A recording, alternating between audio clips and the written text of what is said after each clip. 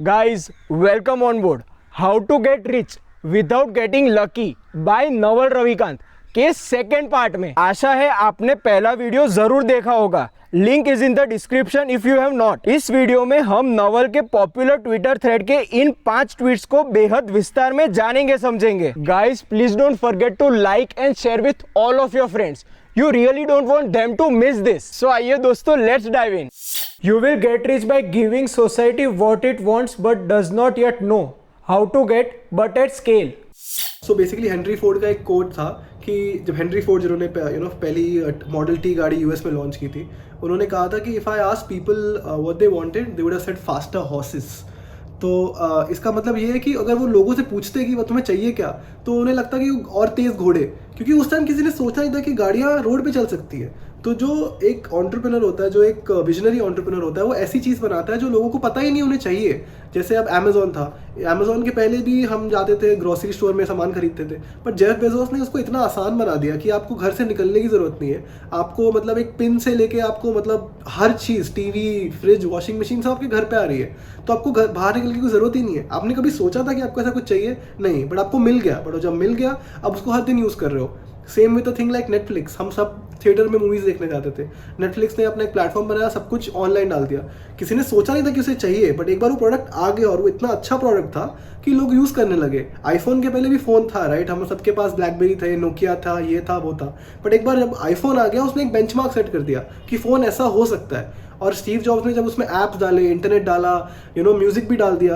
अब अभी हमें बहुत कॉमन लगता है, लेकिन अगर आप हमारी एज के जो लोग हैं, 2007-2008 में आईफोन एक बड़ा फिनोमिना था। लोग पागल हो गए थे, ये क्या चीज़ है? इसमें इंटरनेट भी है, ब्राउज़र भी है, मूवीज़ भी है। अभी नेक्स्ट चीज़ ऐसे होने वाली है एआई और वीआर में। जब वर्चुअल रियलिटी, अभी हमें पता ही नहीं हम कहाँ रह रहे हैं, बट आज से 10 साल बाद एजुकेशन वैसे नहीं होगी जैसे आज है। सो इन सब चीज़ों का एक सिंपल सा है कि अगर आपको अमीर बनना है तो आपको सोसाइटी को वो चीज़ देनी पड़ेगी जो उसे चाहिए, और उसे खुद नहीं पता कि उसे चाहिए। क्योंकि अगर आप लोगों से पूछें तो उन्हें नहीं पता उन्हें क्या चाहिए। बट एक जो जीनियस होता है उसका काम यही होता है कि पहले ही उसको फिगर आउट कर लेना, पहले ही भाप लेना कि सोसाइटी को अगले 10, 15, 20 साल में क्या चाहिए होगा, और उस बेसिस पे प्रोडक्ट्स बनाना। जैसे अभी इलॉन मस्क है, टेस्ला जब उसने बनाया था, रिन्यूएबल एनर्जी का कोई इतना हाइप नहीं था, बट जैसे वो टेस्ला उसने क्रिएट किया, ग्लोबल वार्मिंग, एनर्जी, उसने 20 साल पहले ये सब सोचा हुआ था, तब जाके उसने टेस्ला आज बनाई हुई है। तो अभी के आज से जो 20 साल आगे के प्रॉब्लम्स होने वाले हैं, एंटरप्रेन्योर्स को आज उसके बारे में सोचना पड़ेगा। और हाँ, एट स्केल, ये बहुत इंपॉर्टेंट है। अगर आप इसको स्केल अप नहीं कर पाए तो आप अमीर नहीं बन पाएंगे। अगर आप सिर्फ 10, 20, 30, 40 लोगों के लिए प्रॉब्लम सॉल्व कर रहे हैं तो ऑब्वियसली वो आप अमीर नहीं हो पाएंगे। आप इकोनॉमीज ऑफ स्केल, जो जैसे इकोनॉमिक्स में कहते हैं, कि आप उसको रेप्लिकेट नहीं कर पाएंगे उस लेवल पे। और पैसा तभी बना पाएंगे जब आप उसको स्केल पूरी दुनिया को दे पाएंगे। नेटफ्लिक्स ने एक बार प्रोडक्ट बनाया और पूरी दुनिया को सर्विस करता है। अमेजोन ने एक बार अपना कोड और प्रोडक्ट बनाया और उसी को पूरी दुनिया में स्केल किया। तो आप किसी भी कंपनी को देखिए, वो नई चीज़ बनाती है, उसको स्केल करती है। इसमें हमने स्टीव जॉब्स की बात की तो उनका एक बहुत ही अच्छा कोट था, मैं रीड करता हूँ। A lot of times people don't know what they want until you show it them. Exactly. लोगों को पता नहीं होता है। और आई डोंट नो किसका कोट है कि आई थिंक जॉब्स का ही, उसने कहा था कि be so close to your customer that you can hear it before they want it, कि आप अपने कस्टमर से इतने पास रहें कि सो स्टीव जॉब्स कभी मार्केट सर्वे, मार्केट रिसर्च में बिलीव नहीं करता था। वो कहता था कि आपका काम है as an entrepreneur, as a company, to give them superior products. अगर कस्टमर ही आपको बता रहा है कि मुझे क्या चाहिए, तो आपका फायदा क्या है? वो खुद ही बना लेगा अपने लिए। तो आजकल लोग कहते हैं ना कि फीडबैक ले लो, मार्केट रिसर्च कर लो, बट स्टीव जॉब्स कभी नहीं करता था। वो कहता था कि भाई मुझे पता है कि आपको क्या चाहिए, और हमेशा वो ऐसे ही करता था। आजकल लोग क्या करते हैं, सर्वे भेज देते हैं, आपको क्या चाहिए? अरे मुझे क्या चाहिए? अगर आपको ये तो आपका काम है, राइट? आप कंपनी, आप प्रोडक्ट बना रहे हैं, तो आप एक ऐसा प्रोडक्ट बनाइए जो मुझे यूज़ आए, बट मुझे पता नहीं है कि क्योंकि मुझे नहीं पता टेक्नोलॉजी कहाँ इवॉल्व हो चुकी है। तो आप एक्सपर्ट है उस डोमेन के, तो आपको ऐसा कुछ बनाना पड़ेगा जो मैं यूज़ भी कर सकूँ और मैं शॉक भी हो जाऊँ। Pick an industry where you can play long-term games with long-term people. Okay, so basically यहाँ पर नवाल ये कहना चाह रहा है कि आप किसी उस इंडस्ट्री में जाएं जहाँ पे लोग लॉन्ग टर्म सोचते हैं। मैं आपको एक एग्जांपल दूंगा। आजकल बहुत सारे नए नए इंडस्ट्रीज आ रहे हैं, एडटेक आ गया, फिनटेक आ गया। तो हमें नहीं पता कि आज से 10 साल बाद ये इंडस्ट्री रहने वाली है कि नहीं। लोग क्या करते हैं, जॉब स्विच करने के चक्कर में, पैकेजेस के चक्कर में इंडस्ट्री स्विच करते रहते हैं। वो ये नहीं सोचते हैं कि ये इंडस्ट्री आज 10 साल बाद रहने वाली है या नहीं। आप ये कभी वो सोचते ही नहीं, वो इमेजिन ही नहीं करते। क्योंकि अगर आप देखें आजकल की जो नए नए स्टार्टअप्स है, कंपनीज है, आज से 10 साल पहले जो हॉट थे वो आज हॉट नहीं है। और जो आज हॉट है वो आज से 10 साल बाद हॉट नहीं रहने वाले। ऐसे कितने सारे स्टार्टअप्स आपको आपने सुना होगा कि आज से 10-20 आज से 5 साल पहले उनमें आप काम करना बहुत ही एक्साइटिंग ये था, आज नहीं है। फॉर एग्जाम्पल ओयो, जब ओयो लॉन्च हुआ था तो it was a very hot startup, people wanted to work for it etcetera, it was one of the top companies की वहाँ पे लोग काम कर रहे हैं। आज उसकी हालत देखिए। सेम विद वीवर्क का वैल्यूएशन 80 बिलियन पहुंच गया था और फिर अब 14 बिलियन पे आ गया। तो ये सब चीज़ें चलती रहती हैं क्योंकि ये इंडस्ट्रीज लॉन्ग टर्म नहीं है, क्योंकि ये इंडस्ट्रीज आपको कंपाउंडिंग का एडवांटेज नहीं देती है। सो बेसिकली जैसे मैं रियल एस्टेट में हूँ, ठीक है, I give you a personal example. क्योंकि रियल एस्टेट एक फाइनाइट गेम है, जैसे मुंबई एक सिटी है, उसमें कुछ ही लैंड ओनर्स रहने वाले हैं और कुछ ही लोग उस पूरे एरिया को कंट्रोल करने वाले हैं। तो अगर आपने उनसे रिलेशनशिप बना लिए, आज से 10 साल बाद आपने जो रिलेशनशिप आज बनाई है वो ऑब्वियसली कंपाउंड होगी, वो बेटर होती जाएगी। आपको पता है अगर आपके सबसे बेस्ट दोस्त कौन है, जो आज से आपको बचपन से जानते हैं, राइट? अगर आप किसी को 21 साल में मिल रहे हैं, फिर 30 साल में मिल रहे हैं, फिर 40 साल में मिल रहे हैं, फिर 50 साल में मिल रहे हैं, आप बताइए डील मेकिंग कितनी आसान हो जाएगी, उनसे बिजनेस करना कितना आसान हो जाएगा। बिजनेस है क्या? बिजनेस लोगों के बीच में होता है। Business is nothing but relationships. आप कैसे किसी से डील करते हैं। और अगर आपने ऐसी इंडस्ट्री चुनी जहाँ पे आपको पता है कि अगले 5 से 10 साल में ये चीज़ खत्म होने वाली है, जैसे पेट्रोल और डीजल फॉर एग्जाम्पल, आज से 20-25 साल बाद शायद लोग गाड़ियों में पेट्रोल कभी यूज़ ही ना करें, तो उस इंडस्ट्री में रह के फ़ायदा क्या? अगर मैं अभी जैसे मैं रियल एस्टेट में हूँ, लोग हमेशा घर में रहने वाले हैं, लोग हमेशा कहीं ना कहीं जाने वाले हैं। अगर मे बी ऑफिस नहीं यूज़ हो रहा है तो वो वेयर हाउस बनाएंगे। रियल एस्टेट कभी ख़त्म नहीं होगा। तो ये लॉन्ग टर्म गेम है और मैं लॉन्ग टर्म लोगों के साथ क्यों खेल रहा हूँ? क्योंकि वो लोग यही रहने वाले हैं, चाहे वो आज इस कंपनी में या उस कंपनी में, लेकिन वो इंडस्ट्री में तो रहने वाले हैं। तो मैंने उनसे एक रिश्ता बना लिया है। Play iterated games. All the returns in life, whether in wealth, relationship or knowledge, come from compound interest. आपने कंपाउंडिंग की बात की, वो एग्जैक्टली यही। So play iterated games and all gains come from compounding. I think उसने ये अच्छी तरह से कहा है कि आप कोई भी चीज़ देखें, आप एक स्टॉक आज खरीदते हैं 100 रुपये का, और अगर आप उसको हर 6 महीने या 1 साल में बेचते रहेंगे तो आपको उसके लॉन्ग टर्म गेन्स नहीं मिलेंगे। अगर आप लॉन्ग टर्म वैल्यू इन्वेस्टर हैं, आपने एक बार स्टॉक खरीद लिया, मान लीजिए 50 या 100 रुपये का, आज से 30 साल बाद वो कंपाउंड होकर वही स्टॉक 1000 रुपये का हो जाएगा। ऐसे बहुत सारे लोग डालते हैं, राइट? अगर आपने बाइक की जगह MRF के शेयर लिए होते तो आप 50,000 से करोड़पति बन जाते। तो ये सब चीज़ें बोलने में बहुत आसान लगती हैं, बट आज मैं आपको कोई स्टॉक टिप दूँ और मैं आपको बोलूँ उसमें ये शेयर 30 साल तक अगले नहीं बेचना, तो क्या आप कर पाएंगे? ये सुनने में बहुत आसान लगता है, बट है नहीं। मैं आपको बोल रहा हूँ शॉर्ट आप करोड़पति हो जाएंगे आज से 30 साल बाद, पर वो 30 साल के अपने आप को आगे प्रोजेक्ट करना और सोचना कि 30 साल बाद दुनिया विजन ही नहीं होता, वो बहुत मुश्किल है। सो कंपाउंडिंग सुनने में बहुत आसान लगती है कि हाँ कंपाउंडिंग, बट कर कितने लोग पाते हैं, ये बहुत मुश्किल है। और आप कोई भी चीज़ देखें, अगर आप आज जैसे मैंने आपको फ्रेंडशिप्स के बारे में बताया कि आप और मैं अगर बचपन से दोस्त हैं, तो हमारी दोस्ती एट 50, जब हम 50 साल के होंगे, वो कितनी गहरी हो जाएगी।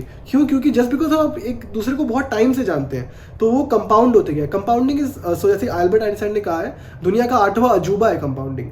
और जो इंसान कंपाउंड इंटरेस्ट नहीं समझता है वो भरता है, और जो इंसान कंपाउंड समझता है वो कमाता है। तो बेसिकली सिंपल सी चीज़ है, अगर आप कंपाउंडिंग नहीं समझ सकते तो थोड़ा टाइम लीजिए और समझिए कि सिंपल इंटरेस्ट और कंपाउंड इंटरेस्ट में फ़र्क क्या होता है, और सिंपल इंटरेस्ट और कंपाउंड इंटरेस्ट में जो रिटर्न्स होते हैं उसमें डिफरेंशियल कितना आता है, स्पेशली 10 साल, 20 साल, 30 साल बाद।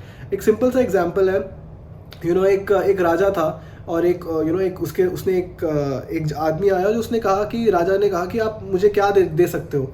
तो राजा ने कहा तुम्हें क्या चाहिए? उसने एक चेस का स्क्वायर बोर्ड निकाला जिसमें बहुत सारे 64 स्क्वायर्स होते हैं। उसने कहा कि आप हर एक स्क्वायर के बॉक्स में एक ग्रेन रखिए और हर अगले ग्रेन में उसको डबल करते जाइए। तो आप समझ रहे, 2 to the power of 64, राजा की पूरी साम्राज्य खत्म हो गया और राजा उसको दे नहीं पाया। So this is the power of compounding.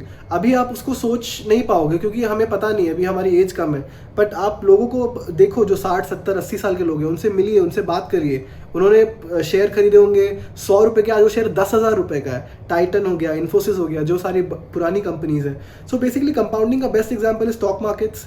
Next best example is relationships. आपके पेरेंट्स या आपके सबसे अच्छे दोस्त, वो क्यों है? क्योंकि वो बहुत सालों से साथ में और वो रिश्ता काफ़ी सालों से डेवलप हुआ है। So that is basically compounding. I think इसका एपिटोम एग्जांपल है वॉरेन बफेट और चार्ली मंगर। बिल्कुल। तो वो कहते हैं कि हम खरीद लेते हैं और बेचने का सोचते भी नहीं है। Our investing principle is very simple, buy and sit on it. और वो 20, 30, 40, 50 साल तक शेयर अपने बेचते ही नहीं। और आज इसलिए वॉरेन बफेट इतना अमीर है। वॉरेन बफेट का 99% ऑफ वेल्थ उसके 50th बर्थडे के बाद आया। Can you believe it? 50th birthday, अभी तक हम हमारी उम्र भी नहीं हुई कि हम सोच सके, और वो बिलियनर तब बना जब वो 50 साल का हो गया। आजकल लोगों को 25 में मल्टी मिलियनर बनना है। तो आई थिंक ये अप्रोच का डिफरेंस है, सोच का एक फ़र्क है, माइंडसेट का फ़र्क है। अगर आप ये सोच पाए कि कंपाउंडिंग आप लॉन्ग टर्म सोच रहे हैं, तो I think compounding is not a very difficult concept to grasp. The internet has massively broadened the possible space of careers. Most people haven't figured this out. Internet से क्या है कि हर एक इंसान कोई भी इंसान के साथ जुड़ सका है। मतलब हम लोग यहाँ इंडिया में बैठे बैठे अमेरिका के कोई भी वेस्ट कोस्ट, ईस्ट कोस्ट, या तो फिर जापान में, या तो फिर रशिया में, सबके साथ हम लोग एक साथ जुड़े हुए हैं। Technology democratises consumption but consolidates production. The best person in the world at anything gets to do it for everyone. मतलब कोई भी इंसान किसी भी फील्ड में अच्छा है वो पूरी दुनिया के लिए कर सकता है, given that English speaking country हो या कोई वैसा हो।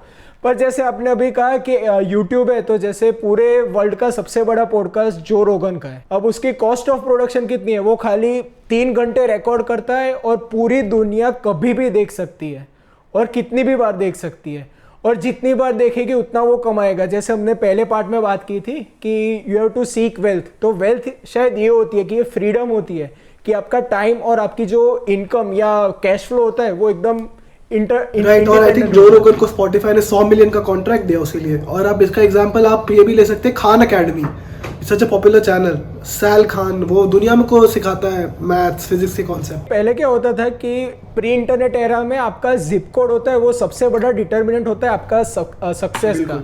अगर आप न्यूयॉर्क सिटी में हो या सिलिकॉन वैली में हो या कहीं भी जैसे बॉम्बे में हो, तो वहाँ अगर आप होगे तो ही आपको सारी अपॉर्चुनिटीज़ मिलेगी। पर अब इंटरनेट में क्या हो गया है कि आपको अपॉर्चुनिटीज़, जैसे हमने अभी ट्विटर पे बात की थी, तो मतलब there was no way we were going to meet. Right, मतलब आप बॉम्बे में थे और मैं यहाँ था, तो मतलब Twitter is a part of technology which is internet, जिसकी वजह से आप लाइक माइंडेड पीपल के साथ ऐसे रिलेशनशिप बना सकते हो और आप कुछ क्रिएटिव भी अब क्रिएट कर सकते हो। ये ट्वीट का दूसरा पार्ट ये था कि आपको अभी तक वो करियर का जो स्केल है और जो स्पेस है वो भी पता नहीं है। तो अभी मैं कहना चाहूँगा कि जैसे यूट्यूब है, उसमें आप कोई भी प्रोफेशन है उसका आप यूट्यूब चैनल कर सकते हो। जैसे प्लम्बर है, मैकेनिकल इंजीनियर है, इलेक्ट्रिशियन है, जैसे मार्क रोबर करके है, उसका पूरा मैकेनिकल इंजीनियरिंग और इलेक्ट्रिकल इंजीनियरिंग के वीडियोस होते हैं। वो पूरे महीने में एक ही वीडियो बनाता है, पर उसके अगर आप एवरेज व्यूज़ देखोगे तो 30 लाख होते हैं, 30 मिलियन जैसे होते हैं, 3 करोड़ जितने उसके व्यूज़ होते हैं। तो मतलब जो इलेक्ट्रिकल इंजीनियर या मैकेनिकल इंजीनियर जो यहाँ पैकेज में जो 1 महीने में कमा रहा है, वो 1 दिन में कमा रहा है। Amazing. Learn to sell, learn to build, if you can do both you will be unstoppable. I think ये काफ़ी सिलिकॉन वैली फोकस ट्वीट है, क्योंकि अगर आप कोई भी टेक स्टार्टअप देखें तो वहाँ पे एक हमेशा कॉन्सेप्ट होता है builder versus seller, builder and seller actually, CTO CEO combination. आप कोई भी देखें, Steve Jobs, Steve Wozniak, Bill Gates and Steve Ballmer. So basically हमेशा ऐसा ही होता है कि एक बंदा प्रोडक्ट बनाता है, एक बंदा मार्केटिंग करता है, और learn to sell. So sales is a very broad skill. अगर मैं सेल्स को डिफाइन करने जाऊँ तो सेल्स में आपका ऑब्वियसली सेलिंग आता है, but selling not just to other customers, selling to your own team members, hiring, recruiting, investors को पिच करना। So sales is anything and everything that's not product. Company का जो बिजनेस एस्पेक्ट है वो एक sales वाला बंदा होता है, और जो टेक वाला बंदा होता है, जो CTO होता है, जो इंजीनियर होता है, जो द नर्ड होता है, वो एक अलग स्किल सेट है। एंड उसने ये भी कहा है कि if you can do both you will be unstoppable. इसका एक एक्सट्रीमली अच्छा एग्जांपल है Elon Musk. Elon Musk can also build, Elon Musk can also sell. आपने देखा है वो ट्वीट करता है तो बिटकॉइन की प्राइस ऊपर नीचे चली जाती है, वो एक ट्वीट डालता है ये हो जाता है। So that is what, that's a sales skill. But at the same time उसको इतनी फिजिक्स समझ में आती है कि वो स्पेसएक्स में अपने रॉकेट इंजीनियर्स को कंट्रीब्यूशन दे सकता है, वो टेस्ला के डिज़ाइंस में कंट्रीब्यूशन दे सकता है, वो जो भी अपनी कंपनीज बना रहा है उसमें टेक्निकल कंट्रीब्यूशंस दे सकता है, क्योंकि उसे प्रोडक्ट साइड की नॉलेज भी उतनी है, उसे इंजीनियरिंग और फिजिक्स की भी इतनी अंडरस्टैंडिंग है। But at the same time वो 3 कंपनीज का CEO है, तो ऑब्वियसली वो सेल्स भी जानता है, ऑब्वियसली वो फाइनेंस भी जानता है, ऑब्वियसली वो मार्केटिंग भी जानता है, ऑब्वियसली वो ब्रांडिंग भी जानता है। रिसेंटली वो उसने एक सैटरडे नाइट लाइव किया था, तो वो उसे करने की कोई ज़रूरत नहीं थी, वो एक बिलियनर बिजनेसमैन है, मुझे पता है कि मार्केटिंग कितनी इंपॉर्टेंट है। So I think sales and marketing एक बहुत ही अलग स्किल सेट है बिल्डिंग से। बिल्डर्स नॉर्मली वो लोग होते हैं जो बचपन में जिन्हें मैथ्स पसंद होती है, जिन्हें फिजिक्स पसंद होती है, जो कुछ बनाते हैं, जो टिंकर करते हैं, जो कुछ खिलौने खोल के देखेंगे कि ये बनता कैसे है, जो बचपन में रेडियो खोल देंगे और देखते हैं बनता कैसे है, वो अकेले रहना पसंद करते हैं, वो ज़्यादा लोगों से मिलते नहीं हैं, हमेशा पढ़ते रहते हैं। तो ये हमेशा प्रोडक्ट वाले लोग होते हैं। और सेल्स एंड मार्केटिंग वाले लोग वो होते हैं, पर्सनली मैं हूँ, जो बिजनेस साइड पे सोचते हैं। वो हमेशा ये सोचते हैं कि लोगों से कैसे बात किया जाए। So basically it's more people skills. अगर मैं बहुत सिंपली कहूँ तो पीपल स्किल्स। और आप ये सिर्फ ये सोचेंगे कि सेल्स का मतलब ये होता है कि आप इसे सामान बेचना है, ऐसा नहीं होता है। It's very difficult to convince people to join your company. आप मुझे बताइए, अगर बहुत स्मार्ट इंजीनियर होगा, उसे आप कन्विंस कैसे करेंगे कि मेरी कंपनी में काम करो? वो कहेगा मैं खुद की कंपनी चालू कर लूंगा। अपना विजन सेल करना, ये सबसे मुश्किल चीज़ है। अपना विजन इन्वेस्टर्स को सेल करना, ये बहुत मुश्किल चीज़ है। फंड्स रेस करना कि मैं 100 मिलियन रेस कर रहा हूँ क्योंकि मैं ये करने वाला हूँ। अगर आप सिर्फ एक एल्गोरिदम दिखा देंगे उसको कि मैंने ये बनाया है, वो किसी को कोई फर्क नहीं पड़ता। आपकी कहानी क्या है, स्टोरी टेलिंग, जो आजकल बहुत फेमस हुई है। जैसे Kunal Shah is a good example of that, कि वो स्टोरी टेलर है। He is not a product person. I don't think is a product person, is a good sales person. He knows how to sell his stories. वो ads बनाता है। अभी राहुल द्रविड़ का जो classic crate ने ऐड बनाया था। So CRED as a product is not revolutionary. वो करते क्या है, वो क्रेडिट कार्ड के बिल भरते हैं। सॉरी टू से थोड़ा रेवोल्यूशनरी प्रोडक्ट, बट उसने जो स्टोरी क्रिएट की है उसके अराउंड, जो एक मिथ क्रिएट किया है, जो एक ऑरा क्रिएट किया है, जो ऐप उसने ब्यूटीफुली डिजाइन किया है, जो उसने एक लिंक किया है, तो उसने एक ब्रांड क्रिएट कर दिया है क्रेड का। Same with Zomato. I mean वो क्या करते हैं, वो फूड डिलीवरी करते हैं और रेस्टोरेंट्स आपको लिंक करते हैं, but again the story that Zomato has been able to sell. Same with WeWork. WeWork क्या है, वीवर्क के पहले बहुत सारे कोवर्किंग ऑपरेटर्स थे इस सेगमेंट में, बट वीवर्क ने एक ब्रांड क्रिएट किया, एक विजन दिया दुनिया को कि ऐसा हो सकता है ये सेक्टर। ये तो कोई भी आप कोई भी रेवोल्यूशनरी ब्रांड देखिए। ओयो, क्या ओयो के पहले बजट होटल्स नहीं थे? ऑब्वियसली थे, बट ओयो ने क्या किया? ओयो ने ब्रांडिंग की, ओयो ने एक स्टैंडर्डाइजेशन किया, ओयो ने खुद का एक लोगो लगाया, ओयो ने ये कहा कि ये ओयो है। तो basically it's just a matter of creating something which sells in the same manner. और प्रोडक्ट, अगर आप प्रोडक्ट वाले लोगों को देखें तो प्रोडक्ट वाले लोग बहुत हार्डकोर टेक बैकग्राउंड से होते हैं। वो मार्केटिंग में इतना बिलीव नहीं करते। वो कहते हैं अगर आपका प्रोडक्ट अच्छा है तो मार्केटिंग की कोई जरूरत नहीं है। बहुत बड़े बेवकूफ़ हैं, ऐसा कभी नहीं होता। आप दुनिया के सबसे अच्छा प्रोडक्ट बना दें, अगर आप मार्केटिंग नहीं कर सकते, डिस्ट्रीब्यूशन नहीं कर सकते। पीटर थियल ने बहुत अच्छी तरह से कहा कि अगर आप डिस्ट्रीब्यूशन पे फोकस नहीं करेंगे तो प्रोडक्ट आपका कितना भी अच्छा हो, वो नहीं चलने वाला। और सेम अगर आप मार्केटिंग कर देंगे और प्रोडक्ट बहुत खराब हुआ तो वो भी नहीं चलेगा। तो हमेशा ये याद रखिए कि आपको दोनों स्किल सेट्स चाहिए। आपको बिल्डिंग भी चाहिए, आपको सेल्स भी चाहिए। और अगर एक ही आदमी दोनों कर सकता है, that's a very rare combination, I will be very honest. So I think normal लोगों के लिए आप एक ही करें तो अच्छा है। सब लोग इलॉन मस्क नहीं बन सकते। इस वीडियो सीरीज का अगला part next week same day same time इस चैनल पर पब्लिश होगा। आशा है आप सबसे शीघ्र मुलाकात होगी। Thank you.